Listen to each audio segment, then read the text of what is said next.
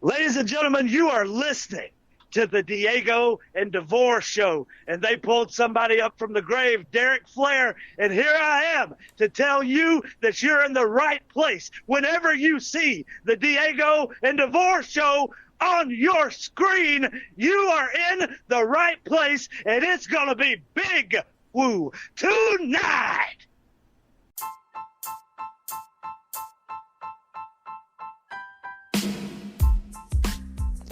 Hi, wrestling fans. This is Gary Whitehurst, former ring announcer with NACW and other indie organizations in the Carolinas for many years. When it comes to all things wrestling, you're in the right place with the Diego and DeVore Wrestling Podcast.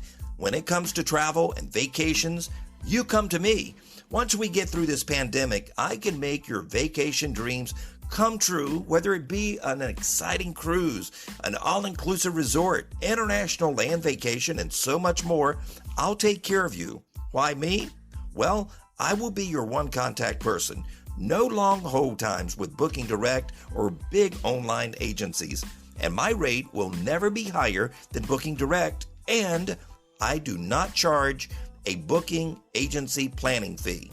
How do you reach me? Well, I'm so glad you asked. I'm based in Tampa, Florida, and I can be reached at area code 561-424-6003.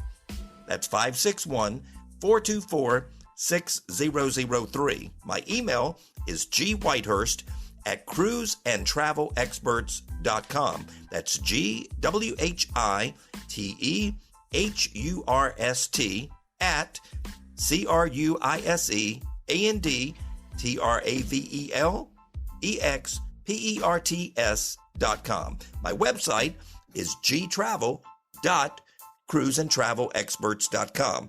Hey, I got something great for you now. If you make a reservation with me and mention the Diego and DeVore Wrestling Podcast, I'll give you a cruise onboard credit or amenity.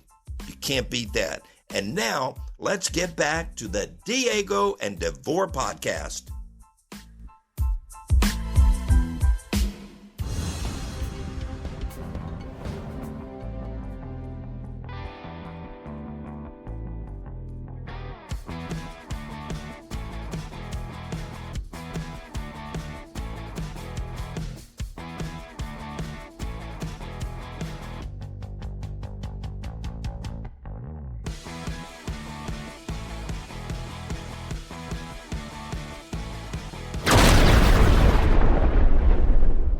All right.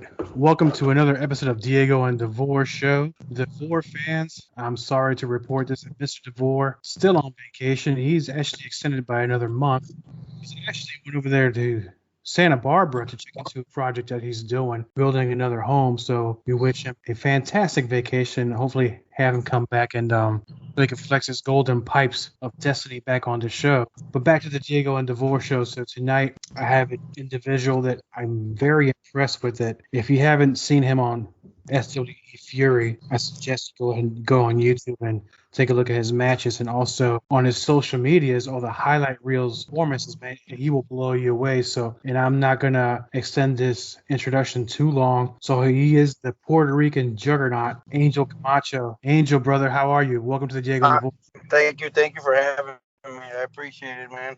I'm doing good, man. Just getting off of work, getting ready for a long weekend. I understand that, man. We all got to do the things we hate in order for us to do the things that we love. Sometimes you got to pay the bills, because sometimes wrestlers don't do that for you. But I get it, man. Let's talk about one thing, because I've watched your highlight reels of some of your matches, and your performances are unlike a person, different than a person that we considered a heavyweight like yourself, because I grew up in an era with the 70s, 80s, and early 90s to where people were cookie cutters and they do one thing. But then you have other wrestlers, it's like for instance, I'll take Bam Bam Bigelow as an example, that the man can do a moonsault, he can do a splash, he can do cartwheels. And I think we can say you definitely fall into that category of an athletic, bigger guy, if that's okay to say, because it's very impressive, because you're hitting hard and you're flying high. Yeah. I mean, I've always been an athlete growing up, you know what I mean? I've played every sport that I can think of, between football, baseball, and everything. So when I came to wrestling, you know, I won't say it was easy, but a lot of stuff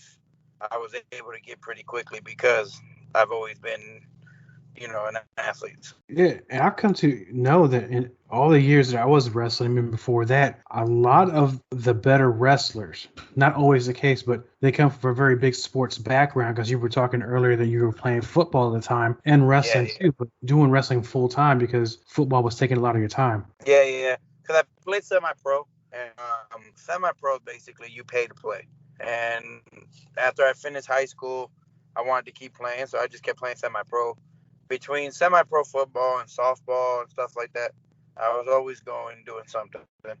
And then that's when I started wrestling in 09. Wow, that's a good while ago. So before we get into the wrestling part, so what was the team that you were playing for in semi-pro, and what state? It was all Ohio. That's where I'm from, Cleveland, Ohio. It was a couple of teams, One of them was the Gators, what's called, and that's just a few. I mean, out of all the years I played, I think I want to say there was 3 teams in Ohio that I played for, and then when I moved to Oklahoma, I played for for 2 different teams. So you're well traveled. So you're used to traveling now, especially with wrestling, because Ohio, Oklahoma, now Texas. You're putting a lot of miles. Yeah.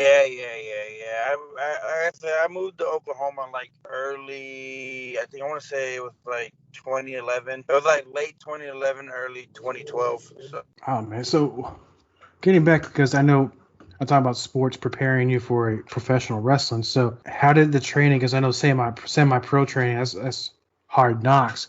And then you move into professional wrestling. How did that prepare you to? Because I know I went through training in wrestling for a long time. It's a different animal. You can be any kind of athlete, but once you step in that ring, it's so different, because just so you can take the hits in football, you can run track and field, but you're not doing it all at the same time. Yeah, definitely.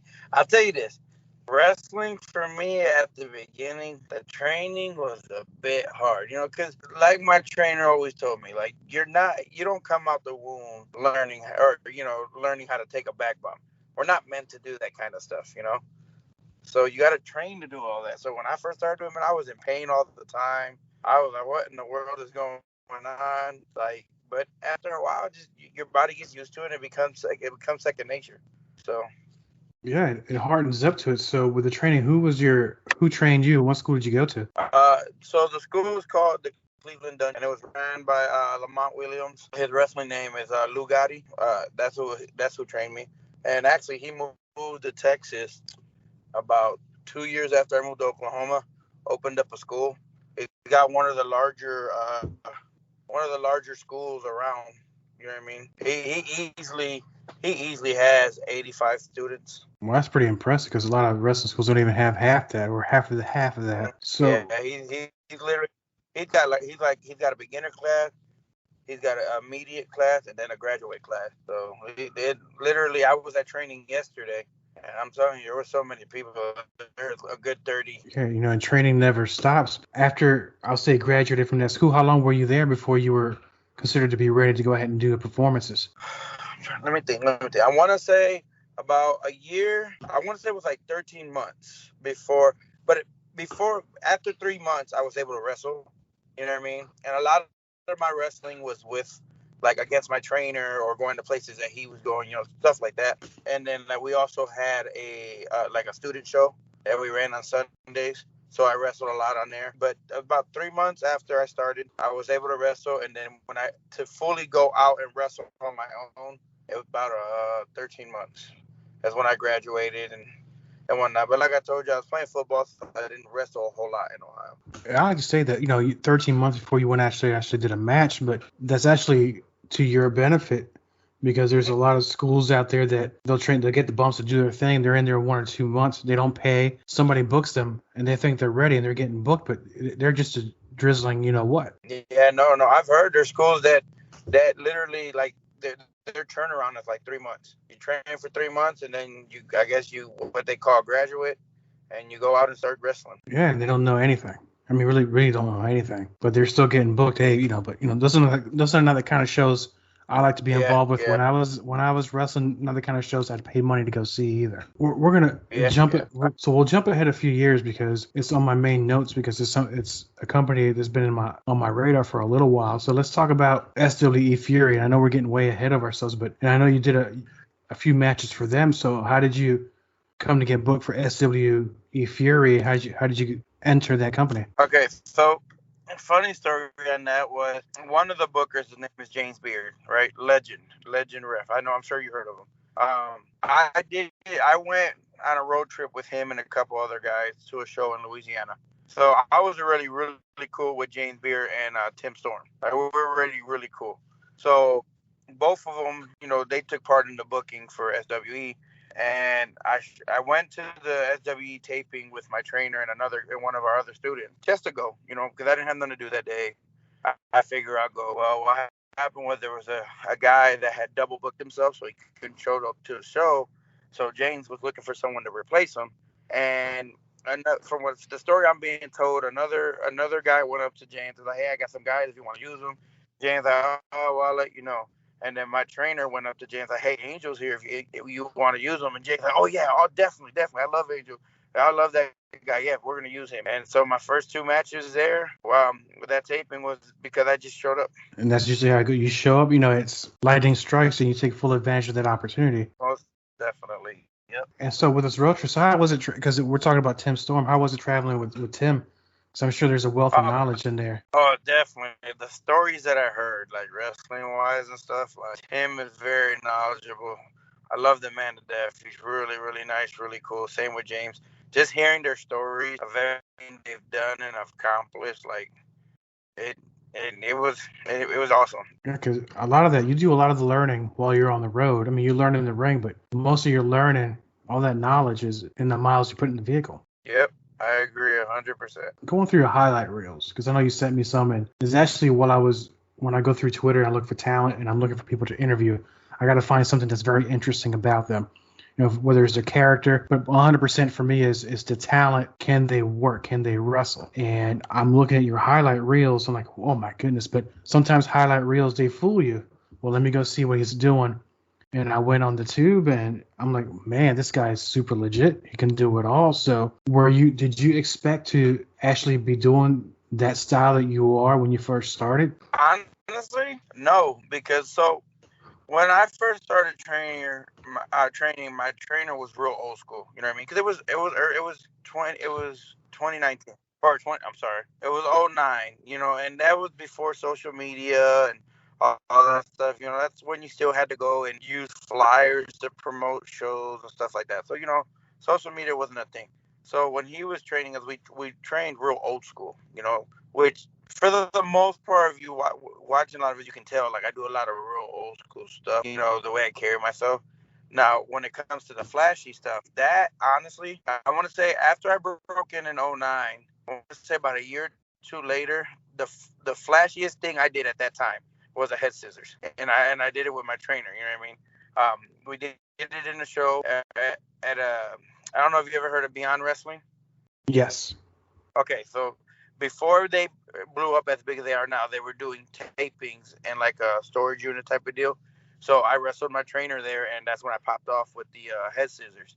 So that was about as flashy as it can get, And then shortly after is when I started doing the splash from the top rope, but it started on the second rope. Now, mind you, I'm scared of heights. Yeah, I am too, man. That's okay. That kind of, it took me, I won't say it took me a while, but I had to get used to being up there. So I started on the second rope, and then eventually I worked my way up, But the more flashier stuff, like the suicide dive, I think I sent you the video of me doing a splash from one ring into the other. Did I send you that one? I saw one where you were doing a suicide toupee, whatever they call that, through the second rope. Yes, okay. And then I saw the top splash. I think there was a second. Yeah, okay. So there was one that was a splash from one ring into another ring, and it was a slow motion video. Yes. Okay, yeah, that's that one. So okay. that stuff there, and then I took a Spanish fly from two guys that trained with my trainer off the top rope onto bare wood. It was a match that we put together called Hell and Back. Basically with bare wood, bare cables, no buckles. That was the gimmick. And I took a Spanish fly from there. So like all that stuff right there. Honestly, that was me adapting to the way things are now. Me being a big guy, a lot of people don't want to see big guys doing a whole lot of flashy stuff. But at the end of the day, I'm real prideful of what I do, And sometimes I need to show people that just because I'm big doesn't mean I can't do with the smaller guys. You know what I mean? So Right. every now and then I like to throw something in there, you know? Yeah, because you got to pick that right spot to do it because nobody's Yeah. expecting it. Nobody's expecting Yep. that. Yeah, most definitely. When I hit that splash from one ring and another, they weren't expecting it. The reason behind that one is when I got to the venue, it was for my trainer show because he has a training school called DFW All Pro, and he runs shows for that. We went up to the venue, and the show was a 2-ring show, so 2 ring by side. And I'm always thinking about at least one thing, because most guys that wrestle are small, flippy, can do all kinds of stuff.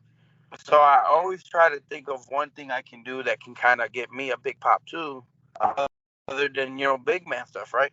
So when I looked at the ring, it's when I told him that, hey man, I'm gonna do a splash from one ring to the other, and he goes, are you sure? Yeah, bro. The ring's pretty close together. I can clear that. He goes, bro, they're not as close as you think. I thought, oh no, bro, they're good.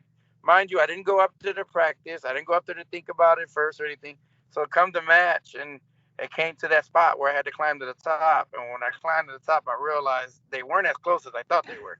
But I was up there. I couldn't chicken out, so I just went, and it came out really good.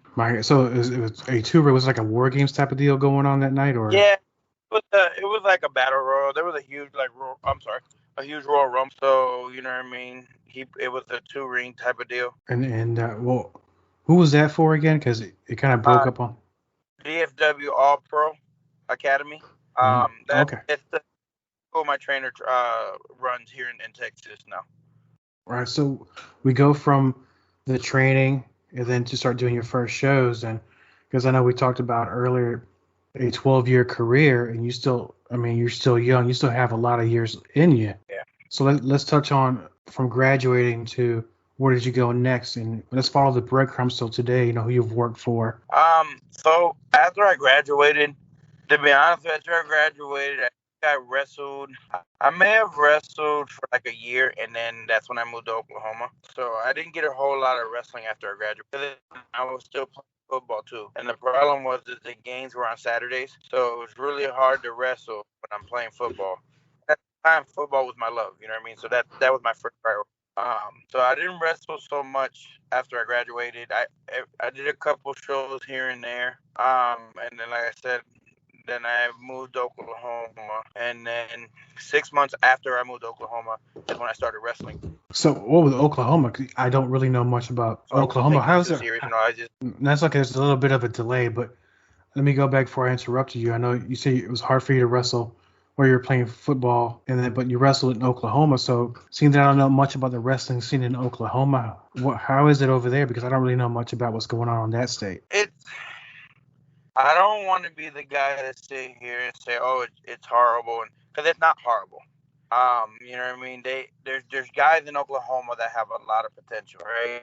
But there's also a lot of guys in Oklahoma that got some half-ass training, and then either running shows or on shows. So you know what I mean? Like the level of wrestling in Oklahoma can be so much better if people get the training that they should get. Or they need, but it's not bad. I want to say, I haven't wrestled in Oklahoma in a while, but there's maybe 1 or 2 shows that's really good in Oklahoma. At the time when I first started wrestling, there was a show called IZW that was really big. Like he had his own arena. He taped his shows live on TV. We did overseas shows, like in the sense of like taping for overseas. All kinds of stuff like that, but then he shut down a couple of years. Other than that, like I said, it's not horrible. It has a lot of potential if people would just go and get the correct training. No, and I don't want to be that guy either. There's a lot of schools out there that'll promise you training, but I think you're getting the opposite of that. You're just giving them your money and that's it. Yeah, I agree. There's a lot of schools that just, like you said, they say they train and stuff like that, but they train because they just want the money. And they show them some basic stuff without you're a wrestler. And that's the problem, It's kind of hard. For me, it's kind of hard to believe someone can be really, really good after just 3 months. Now, that's not saying it's impossible. You know what I mean? Mm-hmm. Like I said, at the end of the day, there's a bunch of potential in Oklahoma. I actually know about a handful of guys that are really, really good. But a lot of guys that are really good usually aren't from Oklahoma. Right. I think back in the day, I gotta recall who. There's a few guys that play Oklahoma football that became pretty, legends in wrestling. But it escapes me right now. But so we go from Oklahoma, and then we're talking about Texas. Yeah. Because I know Texas now, it's almost just like I was talking to somebody the other day about the Memphis scene. It's kind of having a revival. Texas might be going through that thing too, because my earliest memories of Texas was with the Von Erichs. And we're talking about global wrestling. So pro wrestling is like the third major sport in Texas. Just like here in the East Coast, it's the same thing. So in Texas, how is it over there? Who you've been working for there, other than SW Fury? Texas, honestly, they're on the rise. Most definitely on the rise. There's a lot of good talent here. There's a lot of good schools too. But just like everywhere else, there's some bad schools too. But there's a lot of good schools here, a lot of good people, good wrestlers. I've become real close with a bunch of guys that are really, really good. But other than FWE, I wrestle for DFW All Pro, and then I wrestle for VIP, which is his, like, let's say, big show compared. So DFW is like his NXT, and VIP is like his Raw. It's my trainer show. So they're both. So VIP is where he brings all the like top talent, like Shane Taylor, Rhino, those guys, big names. Mm-hmm. I've wrestled there a lot with him. We're a tag, me and my trainer. We tag a lot, so I wrestle there, and then various different promotions in Texas. There's a show that I'm doing tomorrow called Texas All Star Pro. It's out of Houston. But they travel to Houston, Grand Prairie, Dallas, let me think. It's quite a few, and it's hard for me to remember a lot of them. But I also do Mississippi and Louisiana for a show called Bayou Independent Wrestling. One of my better shows. I love that show. I love that place. The fans are hot. The promoter's awesome. The locker room is awesome. Real relaxed and laid back. Nice. What else? That's just to name a few. There's quite a bit that I do here, and most of my wrestling is in Texas. I just recently picked up Arkansas. I do a show in Arkansas now too. And like I said, I do Mississippi, Louisiana, and then around the Texas area. Oh, one of my bigger top shows too. It's called River City Wrestling. Me and Lou are the tag champs there. So I mean, you're putting a lot of miles. I mean, that's a good thing. Get your name out there. I mean, there is a lot of footage of you out there right now. So before we continue, I'd like to invite the listeners of the Diego and DeVore Show not to only go on Angel Camacho's Twitter or Facebook or his social media, but I invite you to also visit the Diego and DeVore's website, which is the DiegoandDeVoreShow.com, the DiegoandDeVoreShow.com. And if you want to help us out a little bit, scroll down to the website, click on that banner, and that banner is for Rogue Energy. And just like in professional wrestling, whether you're a professional wrestler, an all-night gamer, any other kind of athlete out there, you want to break the mold out of normal energy drinks that come from a can with ingredients you can't even pronounce. Hey, look, there's no problem here. Go to Rogue Energy, click on that banner, or just log on to rogueenergy.com. Go ahead and get you one of those awesome energy powders that Mr. DeVore loves so much. And you won't have that crash or the jitters. You can stay up all night and do your thing. RogueEnergy.com, and for a bonus for the Diego and DeVore Show listeners, use the discount name, Diego and DeVore Show. That's Diego Shift 7 DeVore Show. Diego and DeVore Show. Get 10% your total order today, because if you're going to wrestle as much as Angel does out there hitting the scene, you're going to need some of that energy. That's RogueEnergy.com. Use the discount code Diego and DeVore Show. Get yourself 10% off your total order today, tomorrow, whenever you want to order it. Back to the Puerto Rican Juggernaut, Angel Camacho. So I was scrolling down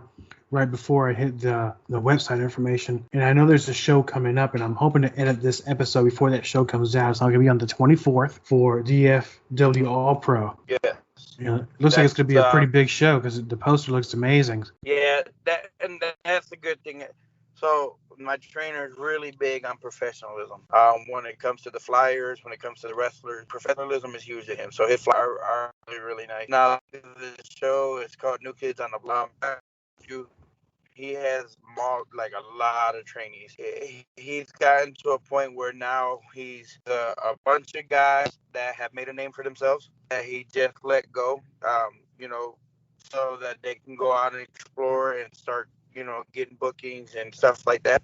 And then now he's giving the new class a chance to start making a name for themselves. So that's pretty much the premises of this, these new guys, so people can see new faces, see what these new guys can do and stuff like that. Yeah, because I'm looking at the flyer, and sometimes you can tell a lot about a company by the type of flyer they pull out. So, and I'm looking in here. This flyer looks like everybody here knows what they're doing. I've seen some flyers where it's like, do you want people to come to your show or not? I mean, yeah. I agree. It's them flyers that look like they went onto Microsoft Works or the Paint app on your computer, Oh, pretty much, yeah. So, no, much respect, professionalism, and if you don't have that, you don't really have anything. So let's talk about. Yeah, I agree, 100%. As we talk, there's so much to cover for 12 years, and I know we did a real quick snapshot. So, and I know that this year and most of the last year kind of really sucked the wind out of wrestling, and some folks may not have been able to get out there much. But if we're talking about I can't believe we're talking about 2022. So, what are your goals for 2022? Because now that we have there's so many new not new, but so many companies that are well established. Like you have Major League Wrestling, you have the revival of NWA, you have Championship Wrestling from Memphis, from Hollywood, you have Ring of Honor, SW Fury. I mean, the world is your oyster, brother. Where are we going? Yeah. All right. So it's funny you say that because I've been doing a lot of thinking about that. Like I told you, because I played football when I first started, I didn't really get myself out there as much. So I'm still learning how to get myself out there and stuff like that. And most of my bookings now that I get are based off promoters or bookers contacting me because they've seen my work and they like it and they want me to join the show.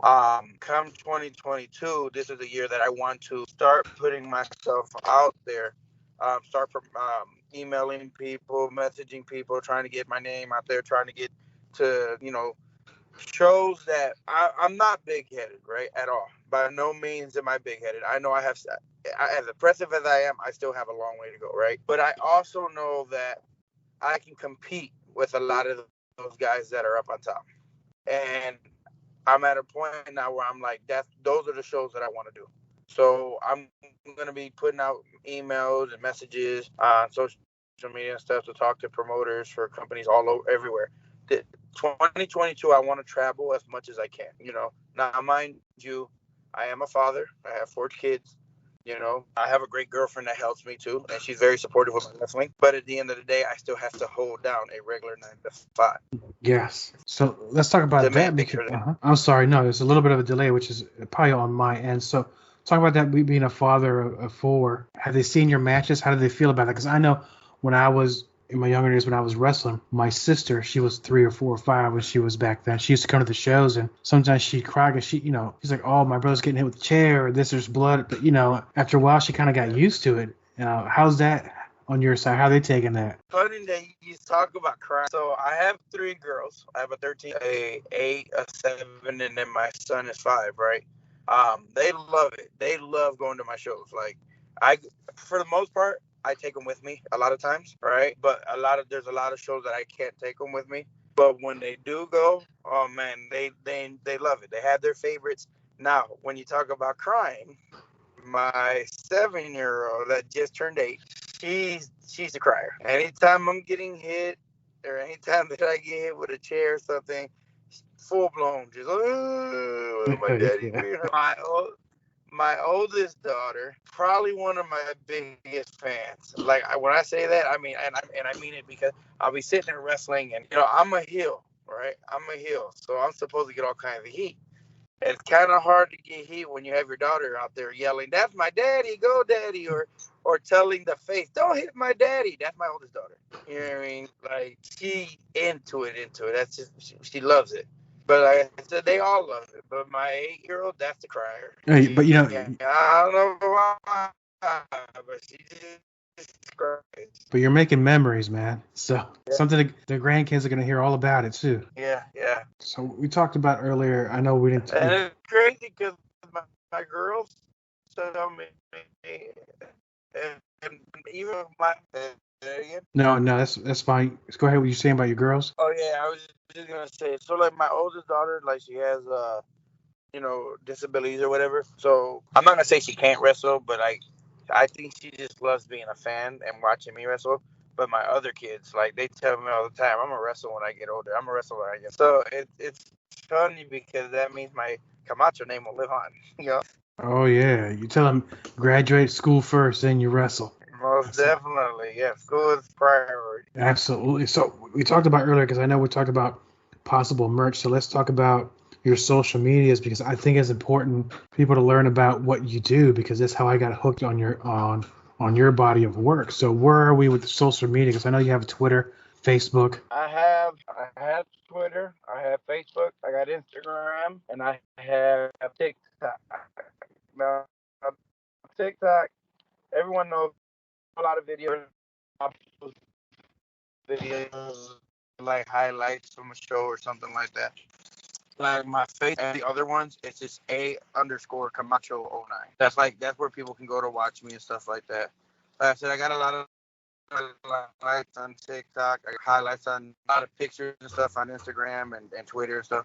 I'm still trying to perfect social media, because again, when I broke in, that wasn't a thing. You know, the thing was to go walking on the street and put flyers, place it, hand out flyers. That was the way you promoted your show or wherever you're going. You know. Yes. So this whole social media, it's still kind of fresh to me. I'm still trying to learn the Twitter thing. I'm still trying.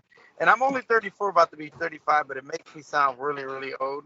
You know what I mean? But it's just how I broke in.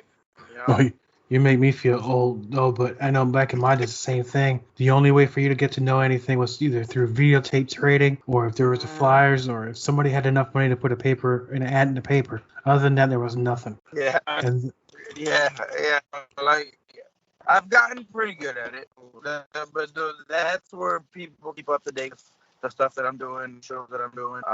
You know, if I do promo for a show, it's usually on all the. The only one that is not usually on is TikTok, which I got to get better at posting like all my videos on TikTok, so that way it's on there. So I don't know, man. TikTok's the devil, but you know, if it works for you, use it. So. But before we go, because we just talked about your social media, let's talk about the rest of the year. Where I know we just talked about the show the 24th. Give us some highlights of where you're going to be for the remainder of 2021, and then we'll go home from here. For the remainder of 2021, most of them are in Texas, but like all around San Antonio, Houston, and then I got a couple Mississippi shows. So the Mississippi and Louisiana shows. It's the same promoter. He just bounces back and forth. I got an Arkansas show in November. I want to say for the most part, that's it. So for the most part, it bounces from Arkansas to Louisiana, Mississippi. Most of them are in Texas. But like I said, it's like everywhere in Texas, not just like Dallas or Fort Worth, you know. Get your name out there. So for those, if you kids hear the last one, was Angel Camacho on Twitter, which is how I came upon your information, is at capital letter A_Camacho 09, A_Camacho 09. Give him a follow. And while you're at it, give us a follow too. And I'm on there too doing my thing, is at co-host_Diego. You know, see who I'm following. And if you come upon Angel on there, give him a follow as well. So Angel, man, it's been a pleasure talking to you, and I'd like to have you come back on later this year and see what you've been doing. Keep putting those highlight videos out there, man, because you're gonna attract a lot of eyes to what it is you're doing. And that's what I'm trying to do. You know what I mean, like I told, I'm always gonna be big man first. That's just my gimmick, and that's what I do. But it can't just be because I gotta. At the end of the day, wrestling is, and if you're not willing to evolve with it, you're just not anywhere. Right, you gotta either say evolve or die. Yep, most definitely. Like I said, we definitely appreciate having you on the Diego and DeVore show, and hopefully next time we have you on, I know his lordship wants to talk to you because he's seen the highlights as well. He definitely wants to sit down and talk to you as well. So I also invite everybody else. I'll repeat it again. Just go visit the DiegoandDeVoreShow.com. See what it is that we're doing. Visit our social media. Visit Angel Camacho's social media. All things wrestling, paranormal, and entertainment. We cover it all. So Angel, man, we definitely appreciate you being on. Come back with us later in the year, and we'll talk about what you've been doing for the rest of 2021. Most definitely, man. Anytime you want to have me, man, I'm willing to sit down and talk with you guys. So. Awesome, my friend. So without further ado, we'd like to thank all of our listeners on the Diego and DeVore show, especially our new listeners now. I think I mentioned on the last show, our new listeners from Bolivia. Thank you for listening. Since his lordship's not here to take it home to flex his Golden Pipes of Destiny. I'll say until next time, America, until next time, world. This was the Diego and DeVore Show. Stay safe.